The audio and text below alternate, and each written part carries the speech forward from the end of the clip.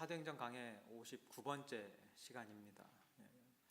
1년 반 정도 된 것 같은데요. 제목을 하나님은 너를 지키시는 자라고 정했고요. 오늘 본문 내용 굉장히 긴 내용인데요. 이걸 하나씩 다 볼 수는 없을 거예요. 그렇지만 오늘 본문 내용 속에서 하나님이 바울에게 과 함께 하시는 그런 내용들을 좀 함께 살펴보고자 합니다. 이제 사도행전 강해가 얼마 남지 않았어요. 얼마 남지 않았어요. 지지난주에 우리가 바울이 산헤드린 공회 앞에서 자신의 입장을 담대하게 전하는 그런 내용을 통해서요, 양심에 따라, 기억나시죠? 나는 양심에 따라 하나님을 섬겼노라. 이 양심에 따라 하나님을 섬기면서 고난 가운데서도 그 믿음을 잃지 않았던 바울을 주님이 찾아오십니다. 고난 가운데 있었던 바울에게 주님이 찾아오셔서 그냥 찾아오신 그 자체로도 위로를 해 주신 거고, 그리고 찾아오셔서 담대하라는 말씀을 통해서 또 용기를 주셨어요. 그뿐만 아니라 바울에게 또 무슨 말씀을 해 주셨는지 혹시 기억나십니까? 로마에서도 내 증인이 되어야 하리라 라는 이 비전 또한 하나님께서 주셨습니다. 지난주에 보았던 마지막 구절이죠. 11절인데 오늘 본문의 바로 전 구절이에요. 잠깐 보겠습니다. 그날 밤에 주께서 바울 곁에 서서 이르시되 담대하라, 내가 예루살렘에서 나의 일을 증언하는 것 같이 로마에서도 증언하여야 하리라 하시니라. 자, 오늘 본문부터 그 전부터도 마찬가지겠지만 특별히 오늘 본문부터 시작되어지는 모든 내용들, 28장까지 있죠. 사도행전이 28장까지 이 모든 그 안에 있는 모든 내용들은 이 사도행전 23장 11절의 이 말씀을 이루시기 위해서 하나님이 바울을 쭉 인도해 나아가시는 그 과정이 담겨져 있는 거예요. 그래서 제가 23장인데 21장부터 좀 돌아가서 21장부터 28장까지 대략적으로 그 스토리를 요약을 좀 그 주제별로 제목을 달아서 좀 해드릴게요. 잘 들어보세요. 21장에서는요, 바울이 3차 전도 여행을 마치고 예루살렘으로 돌아옵니다. 그러면서 체포를 당하게 되어지고요. 22장에서 바울이 첫 번째로 변론을 하게 되어집니다. 천부장과 유대인들 앞에서, 히브리 말로 했던 거 기억나시죠? 그런 다음에 이 천부장이 공회를 소집을 해요. 그래서 공회 앞에서 바울이 또 다시 한번 변론을 하게 됩니다. 그게 23장 내용이에요. 그리고 24장으로 넘어와서 벨릭스 총독, 그때 당시 유다를 다스렸던 로마 총독이에요. 앞에서 재판을 받는 내용이 있고요. 이때 재판에서 문제가 없어서 가둘 수는 없지만 그렇다고 풀어줄 수도 없는 그런 상황이라서 2년 동안 감옥에 갇혀 있게 됩니다. 24장의 내용이 그래요. 그리고 나서 25장에서 벨릭스의 후임인 이 베스도 총독이 바울의 사건을 다시 재조사하는 내용이 나오고요. 그리고 베스도가 바울을 그 헤롯 왕 아그리빠 2세에게로 보내는 내용이 앞에서 신문당하게 하는 내용이 나옵니다. 그 12장에 보면 아그리빠 1세가 나오는데 그 1세의 아들 2세가 이제 여기 25장에서 등장을 해요. 그리고 26장에 보면 아그리빠 왕 앞에서 재판을 받는 내용이 나오고요. 계속해서 재판받는 내용만 나오는 거예요. 쭉 26장까지. 그리고 나서 27장에서 그 재판받는 모든 과정들을 거친 다음에야 비로소 바울이 뭐를 타고 로마로 갑니까? 배를 타고 로마로 가요. 근데 배를 타고 로마로 가다가 무슨 일을 겪죠? 폭풍을 만나서 배가 난파되어지는데 거기 타고 있던 모든 사람들이 다 살아나는 그런 기적을 경험하게 되어집니다. 그리고 나서 28장에 와서 바울이 로마에 도착해서 로마에서 복음을 전하는 내용으로 이 사도행전이 끝이 나요. 네. 자, 집에 돌아가시면 되겠습니다. 네, 이렇게 쭉 되어져요. 그래서 아마 26장 지나서 27장, 28장, 26장까지는 계속 되어지는 그런 반복되어지는 유대인들이 바울을 죽이려고 하고 또 그 주위의 사람들이 또 인볼브가 되고 도와주는 사람도 있고 또 반박하는 사람도 있고 막 이런 과정 속에서 있다가 이제 드디어 결국에는 로마로 가게 돼서 복음을 전하는 일까지. 그러니까 23장 11절의 일을 쭉 이루어 나아가시는 하나님이 그 바울을 어떻게 그 삶 가운데에서 계속해서 이끌어 가고 계시는지를 우리가 쭉 볼 수 있는데요. 오늘은 주님께서 바울에게 나타나셔서 담대하라고 이야기한 다음에 로마에서 증인이 되라고 하는 이 말씀 다음에 그 바로 다음 날 또다시 유대인들이 40여 명이 당을 지어서 바울을 죽이려고 합니다. 그거 잠깐 볼게요.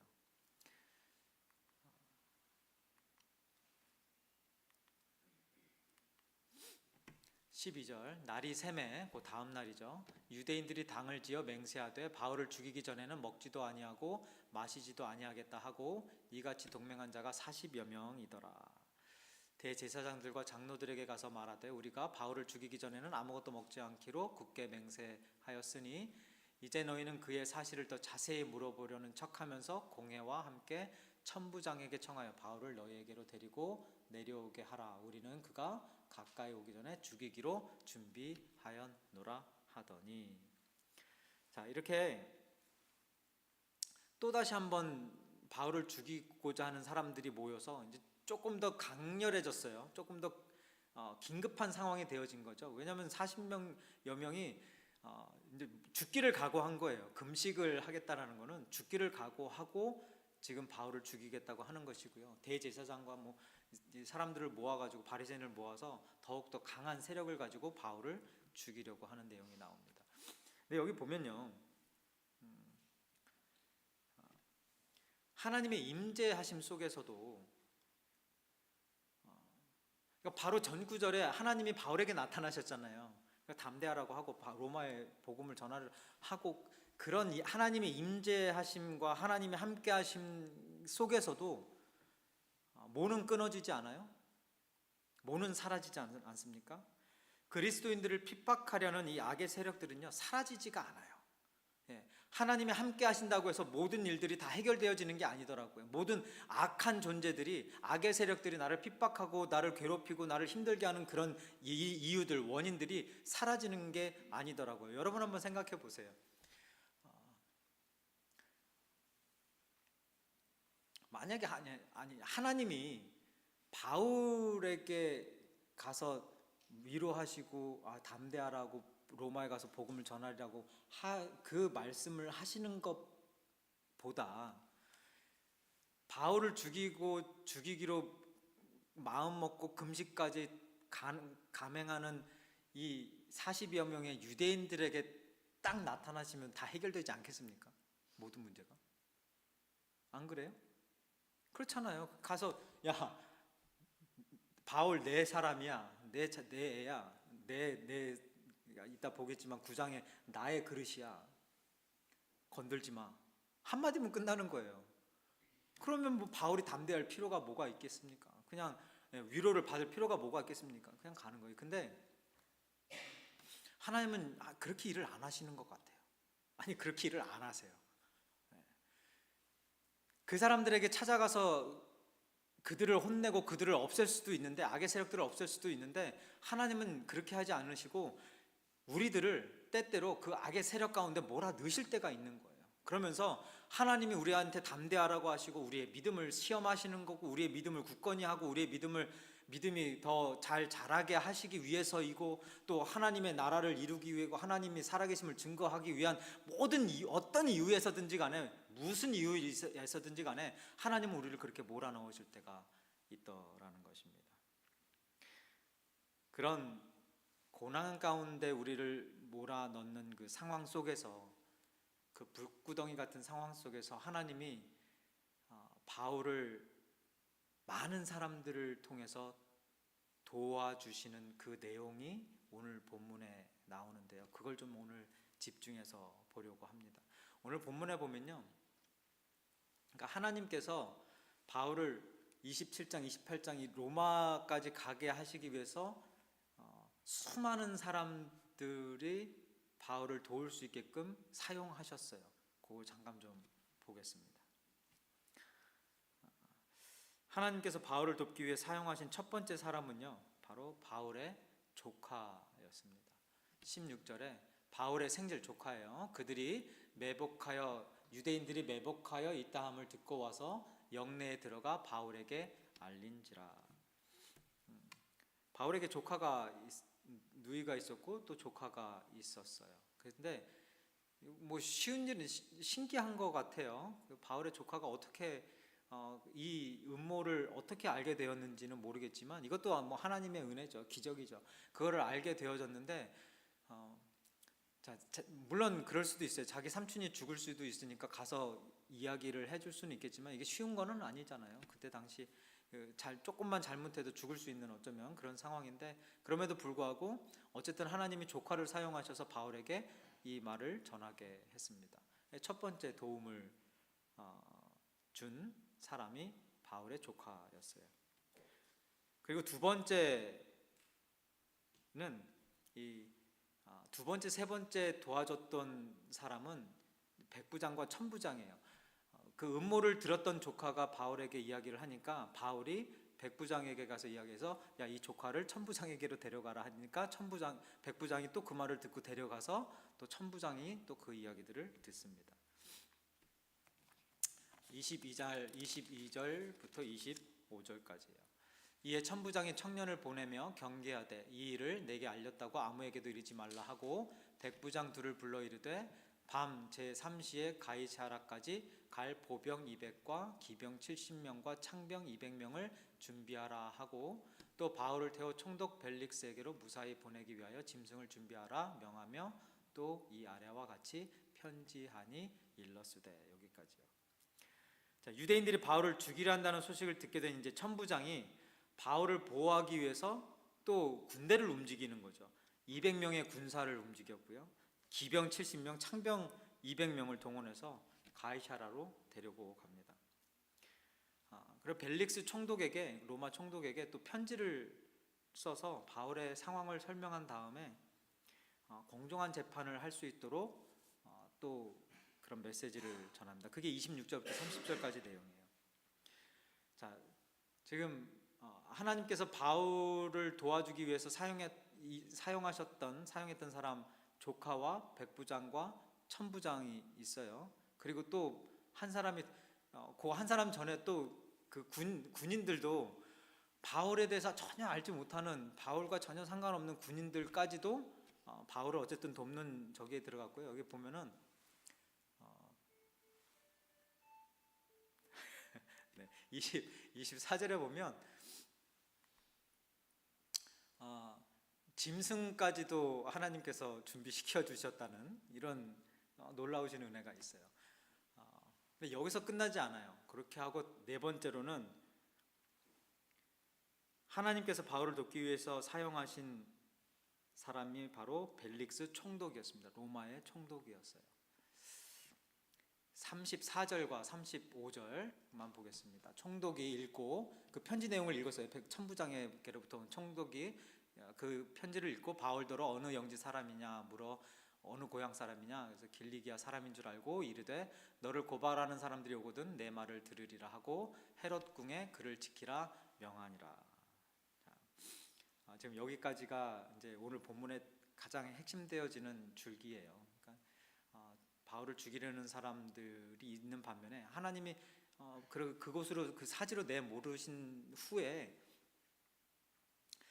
많은 주위에 있는 사람들을 통해서 바울을 계속해서 보호하시고 이끌어 가신다라는 거예요.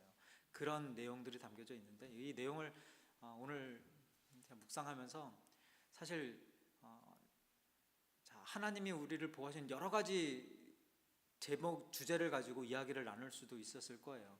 하나님은 우리의 영혼을 보호하시는 분이다. 그래서 우리의 구원이 영원하고 우리의 영혼이 죽으면 천국 가서 영생의 삶을 살고 이런 이야기들, 또는 하나님은 우리의 삶을 보호하시는 분이다, 바울처럼. 그래서 우리 삶 가운데 하나님의 어떤 보호하심을, 어떻게 우리를 보호하시는지 이런 것들에 대해서 쭉 이야기를 할 수도 있겠고, 교회를 보호하시는 하나님, 의인을 지키시는 하나님, 이런 내용들도 있겠는데요. 그런 것들을 좀 말씀을 전할까 말씀을 나눌까 쭉 이렇게 하다가 오늘 이 본문의 말씀을 묵상하면서 그냥 저한테 들었던 딱 그 은혜는 뭐였냐면요. 지금까지 나를 지켜주셨던 그 하나님에 대해서 이렇게 다시 한번 좀 생각을 해보게 되어졌어요. 여러분도 좀 그런 시간이 되어졌으면 좋겠다라는 생각이 들었는데요. 글쎄요, 지금까지 알게 모르게 수많은 사람들을 하나님께서 나의 삶의 공간으로 보내주셔서 나를 보호해 주시고 나를 지켜주셨던, 나를 인도하셨던 그 일들, 우리 부모님들, 우리 가족들, 우리 성도님들, 지인들, 여러분 어떻습니까? 지금까지 그렇게 여러분들을 하나님의 사람으로 만들기 위해서, 또는 지금의 이 자리에 오게끔 하기 위해서 하나님이 여러분들에게 붙여준 그런 사람들 혹시 이렇게 생각이 나십니까? 받은 거는 기억 안 나고 준 것만 기억나고 뭐 이런 건 아니겠죠. 그런 일들이 이렇게 쭉 떠올랐어요. 뜻하지 않은 곳에서 전혀 기대하지 않았던 사람들로부터 전혀 예상하지 못했던 방법으로 우리를 도와주시는 그 하나님의 은혜들,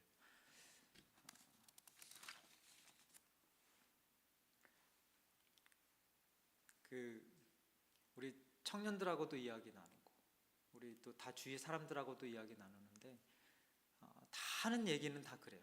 쉽지 않다, 어렵다, 힘들다, 그런 이야기들 많이 해요. 인생이 그런 거니까 어쩔 수 없는 것 같아요. 삶 자체가 그래요.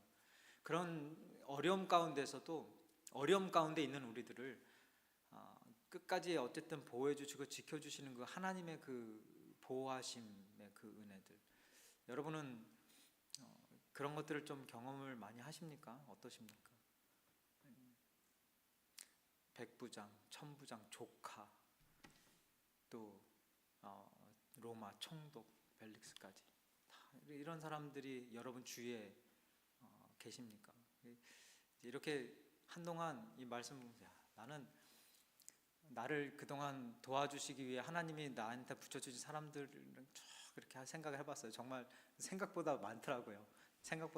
그러면서 또 한편으로는 이런 생각이 들었어요. 그럼 반대로 누군가를 도와주기 위해서 하나님이 나를 보내서 사용하셨던 적은 얼마나 있을까라는 생각도 해봤어요. 없으실까요? 많이 있으시죠. 누군가로부터 도움을 받아서 지금 이 자리에 이렇게 설 수 있는 것도 있겠지만, 또 하나님이 나를 통해서 누군가에게 도움이 되어주는, 누군가를 도와주는 그런 일들도 분명히 있을 것 같아요. 근데 제가 이 말씀을 이렇게 묵상하면서 우리 바인교회를 생각하게 되어졌어요. 저도 생각을 해보고 우리 자녀들도 생각하면서, 하나님, 우리가 도움을 받는 자리에만 머물러 있는 사람들이 아니라, 우리 자녀들이 아니라, 우리 교회가 아니라 다른 사람들을 도와줄 수 있는 자리까지 가게 하여 주옵소서. 우리 자녀들이 어딘가, 여러분 그렇잖아요. 세상에 빛이 된다는 것 자체가 누군가에게 힘이 되어지고 소망이 되어지고 기쁨이 되어지고 갈 길을 밝혀주는 그런 도움이 되어진다라는 뜻 아니겠습니까? 그런 사람들이 되어지면 얼마나 좋을까라는 생각해 보았어요.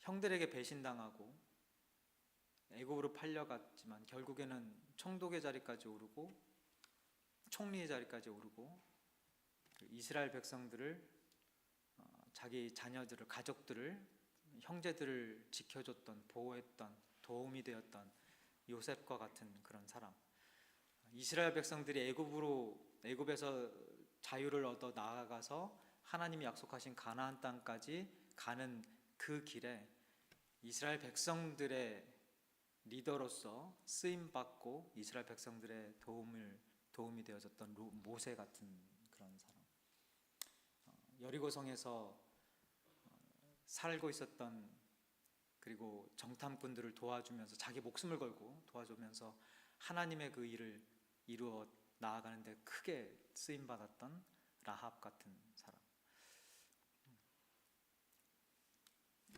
내가 그런 사람이다. 아멘 하시기 바랍니다. 여기 한 명 있네. 한 명.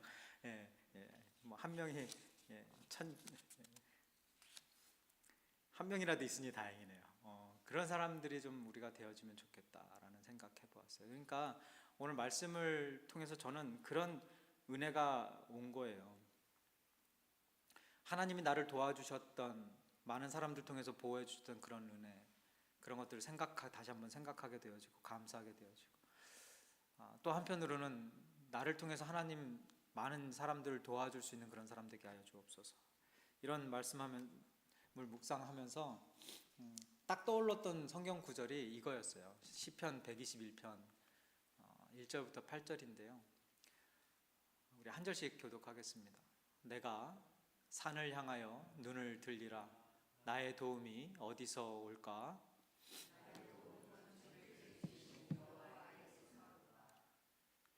여호와께서 너를 실족하지 아니하게 하시며 너를 지키시는 이가 졸지 아니하시리로다.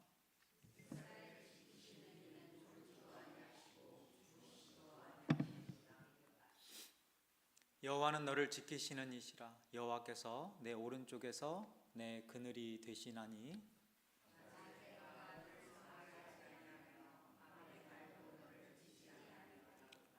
여호와께서 너를 지켜 모든 환난을 면하게 하시며 또 내 영혼을 지키시리로다.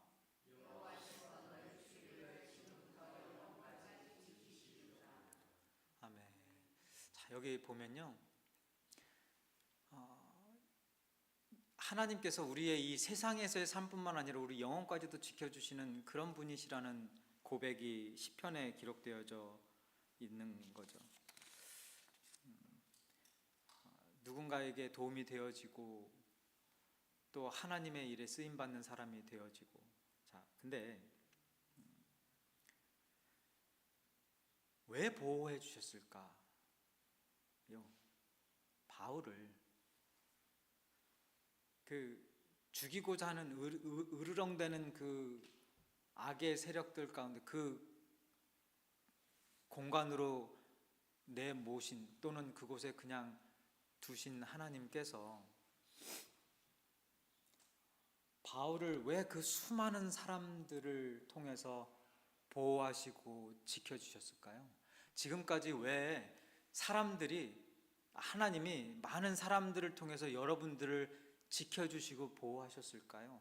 왜 많은 사람들을 통해서 우리 바인교회를 지켜주시고 보호하셨고 우리 자녀들을 지켜주시고 보호하셨고, 또 왜 하나님은 저와 여러분들을 많은 사람들에게 도움이 되어지는 사람, 많은 사람들을 지키는 사람이 되라고, 빛이 되라고 그렇게 말씀하시고 우리를 사용하실까요?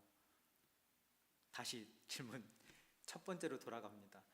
하나님께서는 왜 바울을 그 수많은 사람들을 통해서 도와주고 지켜주고 계셨을까요? 로마로 가라고.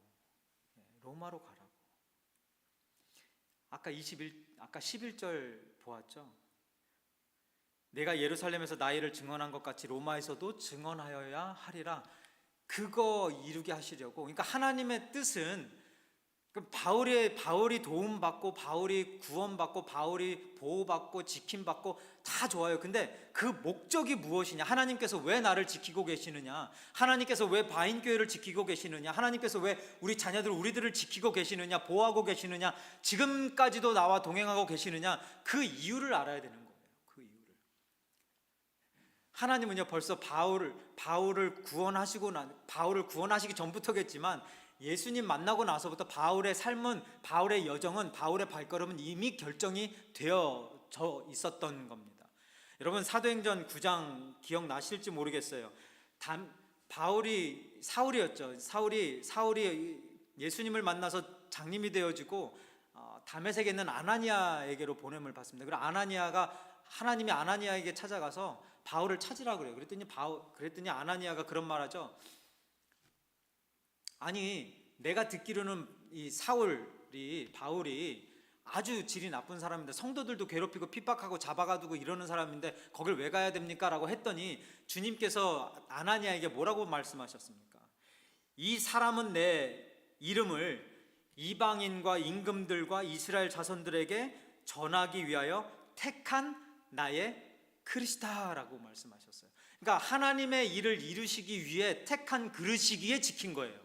여러분이 착해서 지키고 여러분이 잘해서 여러분이 거룩해서 여러분이 좋아서 지킨 것이 아니라 하나님의 백성으로서 하나님의 선택받은 자로서 하나님의 일을 감당해야 될 그 이유와 목적이 있기 때문에 하나님이 지키시는 겁니다. 이해가 되십니까? 기분 나빠하지 않게 되시길 바랍니다. 여러분, 축복인 거죠. 기쁨, 은혜인 거예요. 하나님의 일을 이루시기 위해서 하나님이 우리를 지키시는 거예요. 우리를 보호하시는 게 나 잘 살게 하려고, 나 편안하게 살게 하려고 지키시는 게 아니란 말이죠. 이 세상의 고난 가운데, 어려움 가운데 우리를 내모시는 이유도 결국에 뭡니까? 그것들을, 그 고난들을 이겨 나아가는 그 과정을 통해서 하나님을 증거하고, 그리고 하나님이 우리의 발걸음을 인도하는 그 로마, 그곳이 저와 여러분의 어느 곳이 되어졌든지 간에 지금 이 자리가 되어질 수 있는 것이고, 여러분의 가정이 되어질 수 있고, 여러분의 사업터, 여러분의 직장이 되어질 수 있고, 여러분의 학교가 되어질 수 있고, 어느 곳이든지 하나님께서 여러분들을 그곳에 보내신 그 순간의 그 목적은 뭐를 전하게 하기 위해서? 복음 증거하게 하기 위해서라는 겁니다. 그거 잊으시면 안 돼요. 매일매일 그거 잊으시면 안 돼요. 내가 교회는 왜 다니는지, 내가 학교는 왜 다니는지, 내가 직장은 왜 다니는지, 내가 지금 여기서 뭐 하고 있는지, 이런 거 고민하시면 안 되는, 이런 질문을 아예 하시면 안 되는 게 성도인 줄 믿습니다. 네. 하나님은 너를 지키시는 자, 할렐루야. 네. 왜 지키신다고요? 하나님의 일을 하기 위해서 지키시는 거예요. 왜? 이 땅에서의 삶이 아무리 그게 고난이 힘들고 어렵고 고통스럽다 할지라도 이 순간에서의 일들은 잠시뿐인 거잖아요. 그러니까 하나님이 그냥 두시는 거예요. 영혼을 위해서. 영원한 그 생명 가운데 하나님이 우리를, 더 많은 영혼들을 우리를 통해 구원하시고, 많은 영혼들을 통해 우리를 구원하신 것처럼 우리를 통해 많은 영혼들을 구원하시고, 하나님의 때에 예수 그리스도가 다시 오시는 그날 우리 모두가 다 하나가 돼서 천국에서의 삶을 누릴 수 있도록 하시기 위해서 하나님이 우리를 계속해서 이끌어 가시는데, 그 이끌어 가심 속에 보호하심과 지키심이 있는 거예요. 그리고 그 목적은 로마로 가게 하기 위해서예요. 그 로마가 여러분에게 어떤 곳인지 모르겠지만 저에게 있어서의 그 로마가 어디 있겠습니까? 바인교회인 줄 믿습니다. 믿으시면 아멘 하시고. 네. 자, 그러면 여러분들에게 있어서 로마는 어디입니까? 바인교회죠. 일단은 기본적으로 바인교회죠. 그리고 여러분 가정과 여러분 사업터와 여러분 직장과 여러분 학교와 이 모든 곳에서, 여러분이 발길이 닿는 그 모든 곳에서 하나님께서 여러분들을 통해 이루시는 그 구원의 역사, 생명을 구원하시는 하나님의 그 은혜 많이 누리시고 많이 나누시게 되시기를 주님의 이름으로 축원드립니다. 하나님, 오늘 더 무슨 은혜가 필요하고 더 무슨 축복이 필요하겠습니까? 하나님이 우리를 부르시고 나의 택한 그릇이라고 말씀하시며 하나님의 그 거룩한 뜻을 이루시기 위해 우리들을 지켜주시고 보호해주시며 함께 동행하시는 그 하나님을 아는 것 자체가, 그 하나님을 믿는 것 자체가 큰 축복이 아니고 무엇이겠습니까? 하나님, 우리들의 발걸음 지금까지 인도하시며 하나님의 뜻 이루어 가셨듯이 앞으로도 계속해서 우리들을 통하여, 바인교회를 통하여, 우리의 모든 성도님들과 우리 자녀들을 통하여 하나님의 그 뜻 이루어 나아가 주옵소서.